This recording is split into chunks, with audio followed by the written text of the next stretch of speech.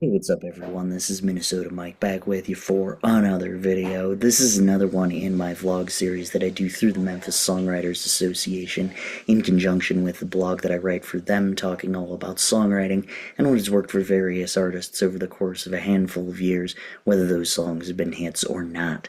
So this latest kick that I'm on is called Not Just a River in Egypt, and these are all songs where the narrator is experiencing some sort of denial. We have looked thus far at Act Naturally by Semisonic and Oh Yeah, You're Gone by Brad Paisley, and now we're going to chat about Missing You by John Waite. Missing You follows a narrator as he navigates thoughts about his ex. The denial doesn't really come in until the chorus, as the first verse shows him wondering why you left, while the second verse contains a large contrast.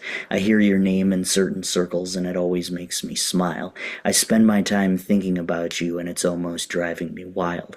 Even in a relationship, there's a balance between the other person making you smile and driving you insane, but you kind of know something's up in this song when he has said in the previous pre-chorus, there's a storm that's raging through my frozen heart tonight, and then he reveals in pre-chorus number 2, there's a heart that's breaking down this long distance line tonight. Yet despite this in the chorus, he says, I ain't missing you at all, no matter what I might say. It's tremendously hard as a writer to pull off a song like this.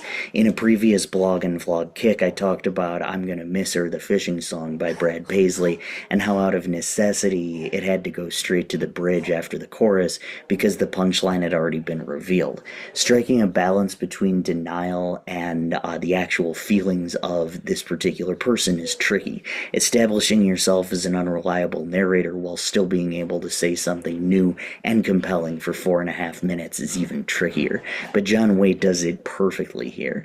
He eventually adds, I can't lie to myself, removing the dramatic irony for us as listeners and recognizing he really does miss this person.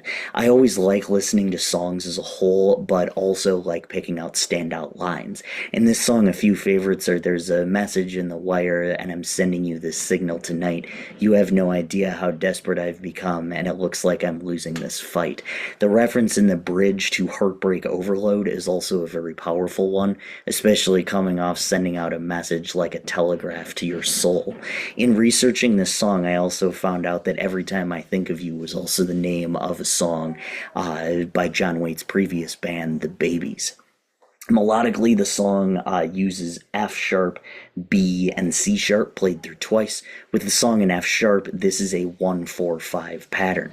The verses then use the same pattern to start with, before going to D sharp minor, B, and C, a 6-4-5 pattern.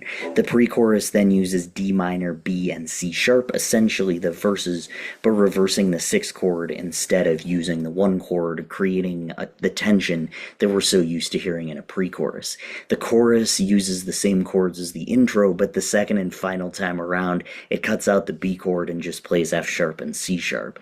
The bridge then uses the same progression as the pre-chorus, but the second line uses G minor, B, and C, utilizing the 2 chord instead of the 6th chord, providing a sense of uneasiness in the same way that I Started a Joke does in the chorus. See my blog about oxymorons for my analysis of I Started a Joke. The key with this song chord-wise is ending on the 5, which happens in all parts of the song. It creates tension for us as listeners and allows us to have some empathy for the narrator beyond the lyrics, though we know they work hand in hand. The denial part of this comes in because at some point he says, I can't lie to myself, which contradicts his saying that he's not missing her at all.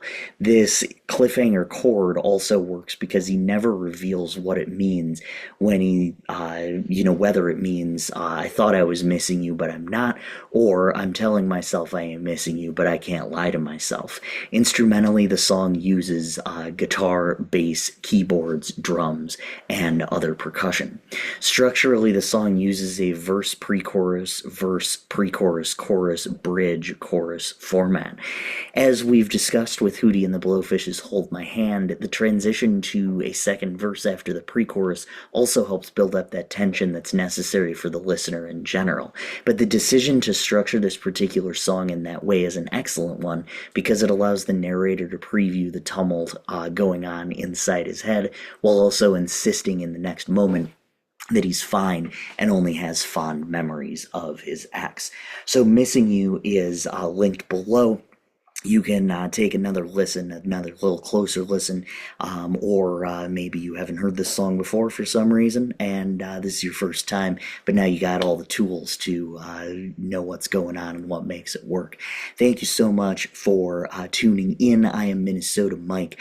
Make sure you check out all of my other vlogs on YouTube, on my YouTube page, and then all of my vlogs on, or all my blogs, I should say, on the Memphis Songwriters Association website. Thank you so much. I am Minnesota Mike, and we'll see you next time.